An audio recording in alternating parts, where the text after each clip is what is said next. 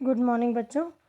आज हमने जो हमारा चैप्टर चल रहा है बल तथा गति या फोर्स एंड मोशन, उसका आगे का हिस्सा करेंगे। पहले हमने करा था Newton's first law of motion या गति का पहला नियम न्यूटन के द्वारा दिया गया जो था। तो उसमें हमने जड़त्व के बारे में पढ़ा था और ये पढ़ा था कि कोई भी वस्तु अपनी जो अवस्था है उसी में रहना चाहती है, चाहे वो अवस्था रेस्ट की हो या फिर यूनिफॉर्म मोशन की, जब तक कि उस पर कोई बाहरी बल ना लगे, बाहरी फोर्स, एक्सटर्नल अनबैलेंस्ड फोर्स ना लगे। तो इसके बारे में आपको डिटेल में हमने बताया था। और आज की जो हमारा आगे बढ़ाएंगे वर्कशीट और चैप्टर भी, वो है न्यूटन सेकंड लॉ पे बेस्ड, न्यूटन की गति का दूसरा नियम। तो गति का दूसरे नियम समझने से पहले हमें एक नई टर्म के बारे में पढ़ना होगा, वो है मोमेंटम या संवेग। तो मोमेंटम क्या होता है?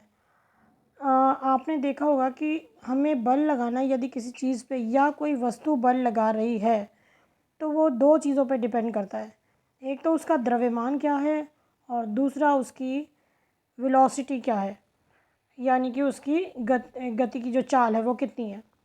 देखिए, आपके अगर एक छोटी सी गोली है बंदूक की, वो कोई नुकसान नहीं करती है, लेकिन जब हम उसे गन से फायर करते हैं तो वो किसी की जान भी ले सकती है।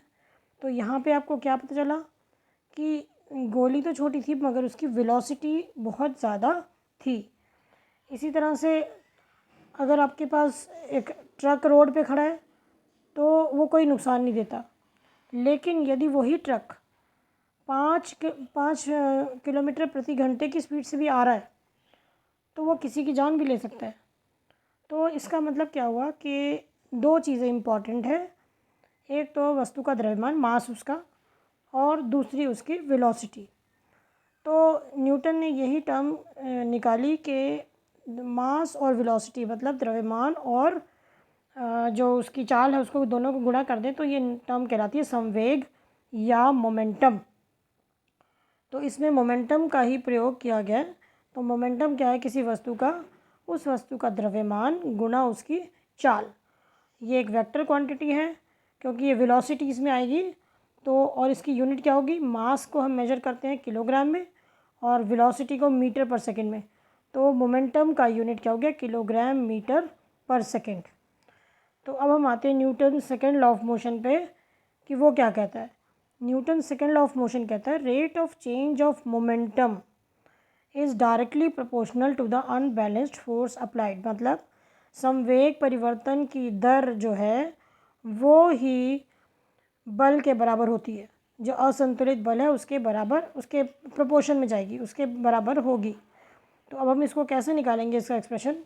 हम मान लेते हैं एक बॉडी है कोई, जिसका प्रारंभिक जो संवेग है, इनिशियल मोमेंटम, वो है p1, और कोई बल लगा जिसकी वजह से उसके मोमेंटम में, संवेग में परिवर्तन हो गया और वो फाइनल मोमेंटम आ गया p2। पहला मोमेंटम p1 था, दूसरा मोमेंटम p2 था, और ये जो चेंज आया ये आया टाइम t के अंदर। ये परिवर्तन कितने टाइम के अंदर आ गया? t के अंदर आ गया। तो चेंज इन मोमेंटम कितना, संवेग परिवर्तन कितना हुआ इसका? p2 में से p1 घटा देंगे, p2 माइनस p1। और जैसे कि हमने डेफिनेशन पढ़ी है संवेग की, तो p2 क्या हुआ? mv2। मास तो सेम रहेगा, मास तो बदलेगा नहीं बॉडी का। तो mv2 ये फाइनल मोमेंटम माइनस mv1 जो कि इनिशियल मोमेंटम या आरंभिक संवेग था, और इसमें से m कॉमन ले लिया हमने, तो ये हमारे पास आ गया v2 माइनस v1। तो ये हमारे पास आ गया संवेग परिवर्तन या चेंज इन मोमेंटम। और ये चेंज इन मोमेंटम कितने टाइम के अंदर अटक हो गया है? ये t के अंदर। So rate of change of momentum क्या हुआ? संवेग परिवर्तन की दर क्या हुई? हम उसको t से डिवाइड कर देंगे। सो mv2 माइनस v1 हमने यहाँ से निकाला था, उसको हमने t से डिवाइड कर दिया। तो ये हमारा बल लग रहा है कि जो बल लगा उसकी वजह से ये हुआ है। तो अब ये जो एक्सप्रेशन है आपका v2 minus v1 upon T, ये आपको क्या बता रहा है? Change in velocity upon time, जो कि क्या होती है? एक्सेलरेशन या त्वरण। Change in velocity upon time क्या होता है? त्वरण। तो ये m तो ऐसे ही रह गया और ये इसकी जगह क्या आ गया? a। तो ये जो एक्सप्रेशन है हमारा क्या बन गया? f is equal to ma, मतलब जो बल अप्लाई कर रहे हैं, जो फोर्स अप्लाई करेंगे वो संवेग परिवर्तन के दर के बराबर होगा और उसका एक्सप्रेशन क्या होगा, मास इनटू एक्सेलरेशन, मतलब वस्तु का त्वरण और वस्तु का द्रव्यमान दोनों का जो मल्टीप्लिकेशन है वो बल के बराबर होगा। ये ही कहलाता है न्यूटन का दूसरा नियम। अब इसकी बहुत सी इम्प्लीकेशंस होती हैं जिनके बारे में हम पढ़ेंगे। जैसे कि एग्ज़ाम्पल ले, सबसे कॉमन एग्ज़ाम्पल, क्रिकेट खेलते टाइम आपने बॉल कैच करनी है। तो जब आप बॉल कैच करोगे, अगर आप एकदम से बॉल कैच कर लेते हो तो उस केस में टी जो है बहुत कम रहेगा। अगर आपने दम से एकदम बॉल आई और आपने पकड़ ली तो आपको चोट लगने का डर है। क्यों? क्योंकि टी है बहुत कम। टी के कम होने से ये जो एक्सप्रेशन है ये बढ़ जाएगा और इसके बढ़ने से क्या होगा, फोर्स बढ़ जाएगा, मतलब बॉल का फोर्स बढ़ेगा और आपके हाथ पे चोट लगेगी। तो तरीका क्या रहता है, हम कैसे बॉल को पकड़ते हैं, हम बॉल को ऊपर से नीचे की तरफ लाते हुए पकड़ते हैं। उस टाइम को हम थोड़ा बढ़ा देते हैं, बॉल को सीधा कैच ना करके ऐसे करके उसे ऐसे करके बॉल को हम लेते हैं। तो उससे क्या होता है, हम उसको टी को बढ़ा देते हैं।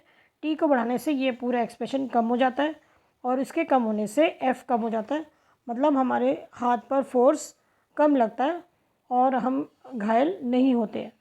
तो इसी प्रकार से और भी बहुत सारी जगह हैं जहाँ पे हम न्यूटन के सेकंड लॉ का उपयोग करते हैं। जैसे आप लॉन्ग जंप करते हैं, लॉन्ग जंप में यदि आप एक ही जगह पे कूद जाएंगे तो क्या होगा, आपको चोट लगेगी आपके पाँव में। लेकिन आप ऐसे नहीं कूदते हैं लॉन्ग जंप में, आप रगड़ते हुए आगे जाते हैं। तो उसमें भी आपने क्या किया, आपने टी का फैक्टर को ज़्यादा कर दिया। अब टी क्योंकि नीचे है तो इसलिए जो क्वांटिटी है वो घट जाएगी। क्वांटिटी घटने से एफ घट जाएगा और बल कम लगेगा और आपको चोट भी कम लगेगी। तो इस तरह के बहुत सारे एग्जांपल्स आपको लाइफ में मिलते हैं जहाँ पर हम बल को रिड्यूस करने के लिए टाइम फैक्टर को बढ़ा देते हैं।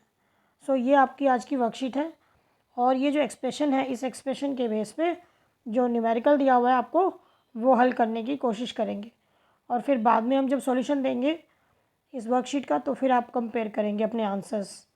ठीक है, okay, have a good day बच्चों।